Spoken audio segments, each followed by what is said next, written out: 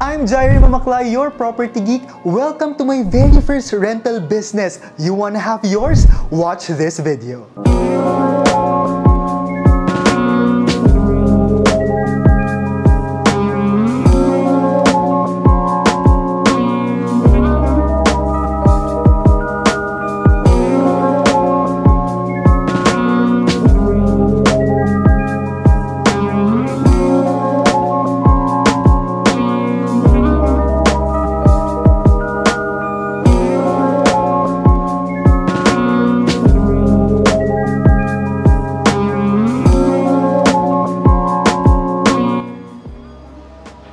Good day guys! I am very excited for this video kasi pupuntahan natin, kung napapanood nyo before, no? At kung sumusubaybay kayo sa YouTube channel natin, pinakita ko yung very first condo investment ko. Kaya samahan nyo ko, itutour ko kayo dahil newly renovated na siya at plano kong iparent ito para magkaroon ng another stream of income. And of course, no, susulitin ko na to lalo na sa mga clients kong nakapag-invest dito kay Zadia para sa mga updates sa construction, lalo na dito sa Tower 3.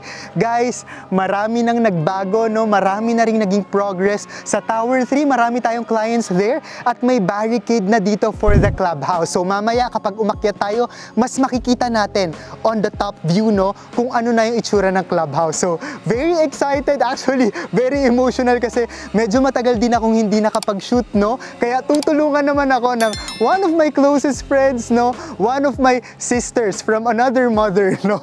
Gwen, hello! Ayan. So, aakyatin natin yung video, no? Aakyatin natin yung condo, sorry. And kasama natin si Gwen. I would also like to take this opportunity habang papunta tayo sa condo, no? Na talagang pasalamatan dahil ito yung isa sa naging blessing sa akin, no?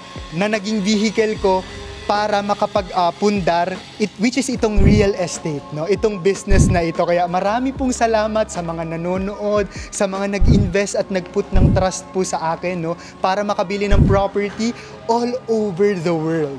So tara, punta na tayo. So, nandito tayo sa lobby ngayon. Ganito pa rin yung lobby ng Zadia.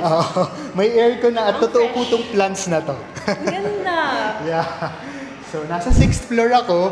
Naalala ko yung kapitbahay ko nung pinupunta-puntahan ko nga dahil nga hindi naka-blur kung anong unit number ko. Nung one time, inabangan niya ako. Sabi, Jair, kapitbahay mo ako. Then nakakaano rin naman ng feeling kasi pinapanood niya yung YouTube channel natin. The Property Geek. So, mag-a-upload na po ulit tayo ng mga videos doon. And nasa 6th floor tayo. Mabilis lang. And then, bago tayo pumunta sa pinaka-unit, andito yung sinasabi kong construction update. So, bibigyan namin kayo ng update, no, about this para makita nyo kung ano yung naging update. As you can see, meron ng form yung swimming pool. Again, dito pa rin tayo dadaan, no? Ako pag bumisita. Oo naman. Anong feeling? Kasi nasa ano na ako ngayon, Gwen, eh. Kumbaga na-renovate ko na. And ikaw, isa ka din sa mga nag-invest ng condo. Hindi nga nandito sa project na to, pero nasa down payment ka, di ba? So, anong feeling ngayon? Na-excite din ako kasi nung nakita din kita na nag-furnish ka na ng unit mo, na-excite ako na magplano na mag-furnish na din ng unit ko once na ma-turnover. Nasabi ko, nauna ka maka-invest, nauna ka mag-turnover, pero alam ko sa sarili ko na parating na din ako doon. And it's one of the greatest decisions, seeing how happy you are sa unit na to. At excited na ako sa reveal. So tara. So, ito na siya, Gwen. Wow! Ganda! May overhead cabinets ka na din nilagay. Yes, may overhead cabinet. Ano pa gagayahin ko, guys? So, pagaya na lang ako ng unit. This is a studio unit. Actually, dito wala naman ako masyadong binago. So, as you can see dito sa kitchen area pa lang, pagpasok natin, on our left, itong base cabinet, ito na talaga yung kasama upon deliverable. So, habang nagsasalita ako, no, pinapakita namin ngayon kung ano yung itsura nito dati nung wala pang laman para may idea kayo kung anong itsura nitong kitchen area.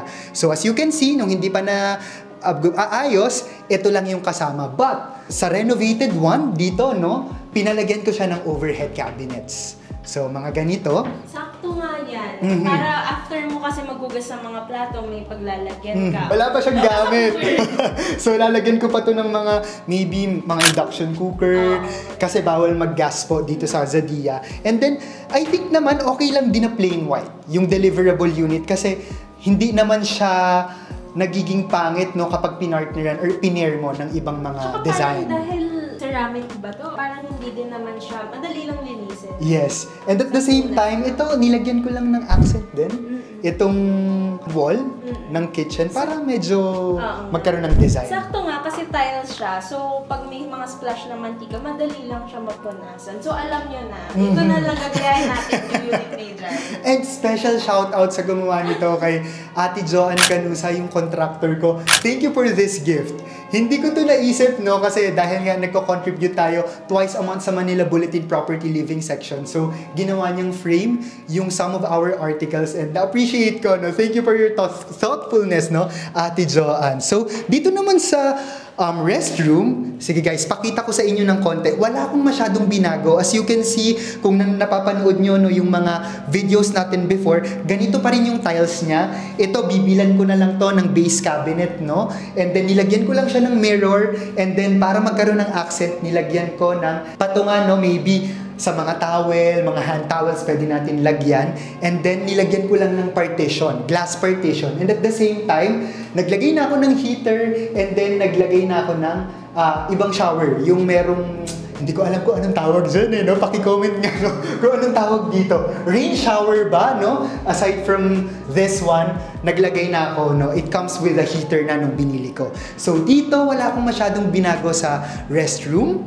Kasi I think okay naman na siya. And at the same time, pag maglalagay ako ng washing machine, dito yung space niya. This is spacious, no? Yung restroom or yung mga comfort rooms ng condo na ito, which is Zadia. Punta na tayo here sa main part. Kasi parang ito yung favorite part ko.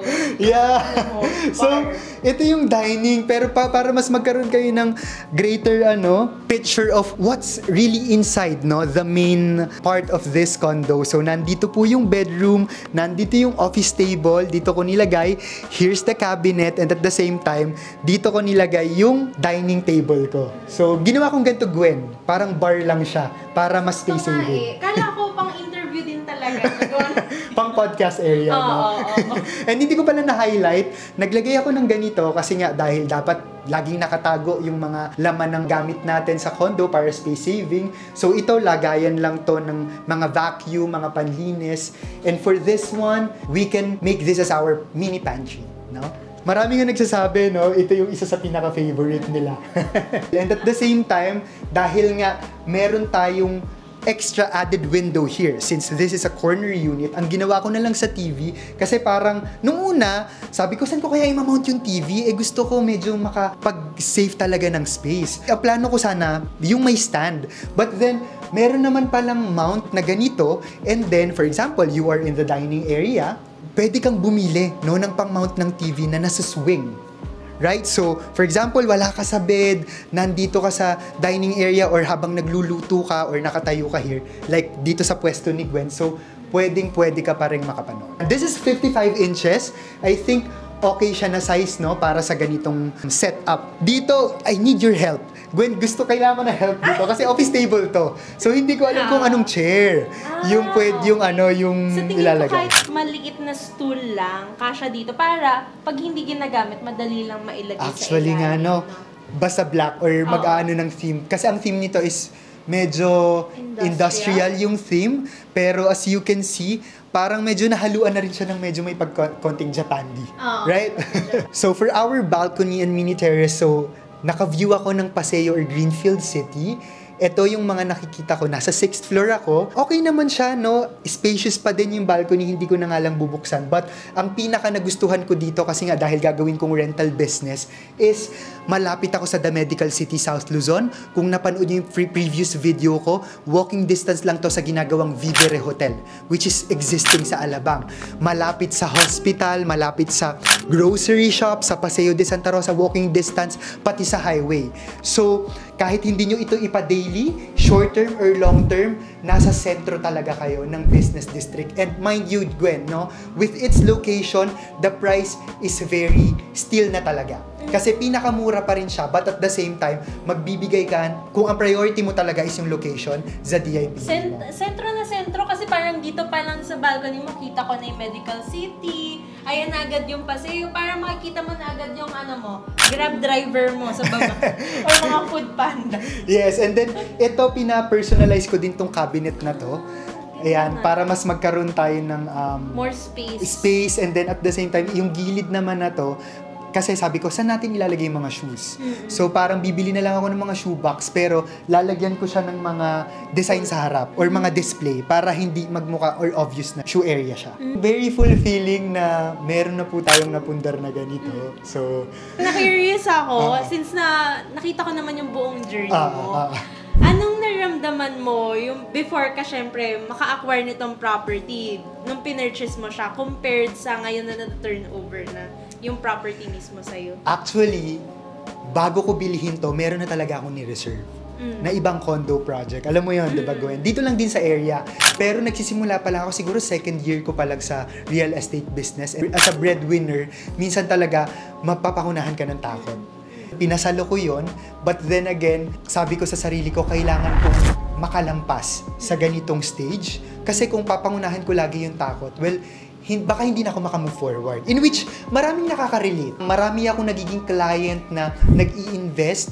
Yung iba matagal nakapag-invest kasi maraming fears, hindi pa ready, and that's very understandable. Pero kasi minsan yun yung nagiging hindrance natin para makamove forward sa life. Hindi lang sa pag-invest ng property or makapagpundar ka at mag-diversify ka ng asset mo or real estate investments mo. Pero na-realize ko na we really have to do it after. Talagang laban lang, no? Kasi lalo na kapag meron kang added responsibility, masisipagan mo eh. And very open naman ako sa social media. No, pinost ko pa nga to, nagtutour tayo nung wala pang laman. So, ngayon na meron na, no? Of course, talagang mag-i-invest ka. Pero, para kasing ang tingin ko, no, lalo na gagawin ko tong rental business, ano yung gusto kong ma-experience kapag ako yung magre-rent ng property?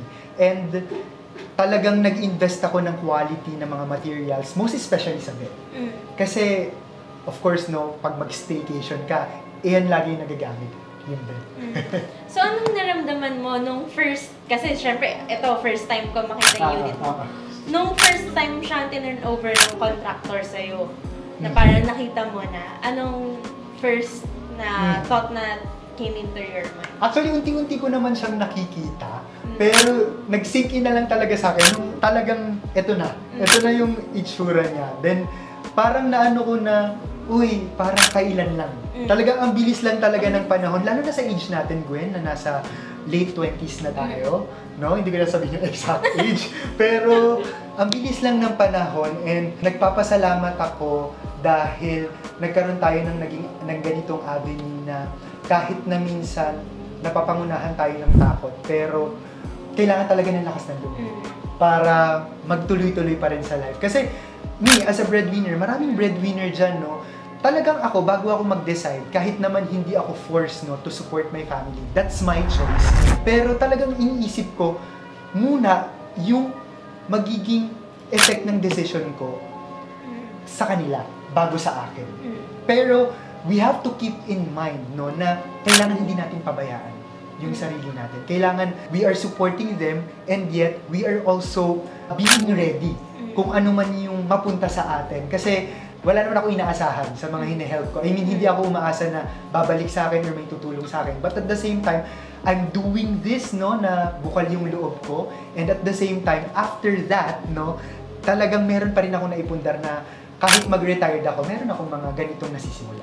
Kasi sakto lang din, since lalo na importante breadwinner ka, or syempre worst case scenario kung may mangyari sa'yo, at least ito, may property kang mabibigay sa family mo na magge-generate ng income besides sa umasa sa'yo, di ba? At least ito, parang it's something na magbibigay sa kanila ng income nang hindi na solely umaasa, of course, sa isang breadwinner. Like, tinutulungan mo din yung sarili mo na magkaroon ka din ng buhay, na hindi na ikaw yung sole breadwinner na magko-cover ng lahat ng expenses. May tumutulong na. May tumutulong na. Yung ibang expenses manggaling sa rental property na to, which is your intention in the first place. Intention ko, and I'm being true to what I'm preaching, no, as a realtor, na marami talaga tayong clients, lalo na abroad, na bumibili ng property hindi dahil para tirhan nila, or bumibili sa akin ng lote, tapos nag-a-add ng mga condominium properties para papatayuan nila ng bahay yung lote nila, tapos yung condo, gagawin nilang rental properties. So ako, gusto kong maging model sa inyo na that's very possible. At ito na po, nangyayari na to, at i-update namin kayo once na may nagre-rent na, at tutulungan ko din kayo guys, no? Marami tayong kilala na nag-aayos, mga contractor, as we are engineering by profession. And yeah, that's it. I'm very excited kung ano man yung blessings na mamibigay ng unit na ito. Pero feeling ko, titirhan muna natin to, Gwen, for the rest of the year. Paparty muna lalo na uli yung tita ko for October 30. Pero susubukan ko mag-accommodate ng mga short-term rentals. So, if you want to add an investment, or kung nangangarap din kayo magkaroon ng rental business, I'm still here to help you. This is Zadia. As of now, available pa yung Tower 4 nila na studio unit. Right now, the total contract price is 4.9 million, and the lowest monthly down payment would be around 21,000 pesos per month for 36 months. So that's around 15 to 17% of the total contract price. And after 3 years or 36 months, yung matitira, no, na balance is pwede mong i-loan sa bank, or lagi kong sinasabi to, no, na-miss ko rin to sabihin dahil matagal ako hindi nakapag-video. Pwede natin gawin yung strategy na nag-advance payment tayo, or sa dulo mag-bulk payment tayo, kasi it's 3 years down the road. Guys, maraming bumili nito pre-selling, matagal hinintay, pero mabilis lang talaga yung panahon, at maririp nyo. Magiging self-liquidating na rin itong magiging property nyo. And at the same time, napag-iipunan nyo yung pang-renovate at nalalock in nyo yung current price. So if you want to have your very own rental business, feel free to contact me, The Property Geek, my Facebook page. Of course, no, please don't forget to subscribe and like and comment on our video, The Property Geek, for our YouTube channel. And you can also directly message me on my Facebook account. That's Jaire Valerio Mamaklay. Email me at thepropertygeekph@gmail.com. And of course, my mobile number, Viber, WhatsApp account, and iMessage, that's +63927-185-1590. We're still contributing twice a month at the Manila Bulletin Property Living section. So, thank you sa panonood! This is Gwen. And this is Jaire, your property geek, always inviting you to come home to the beautiful island of the Philippines.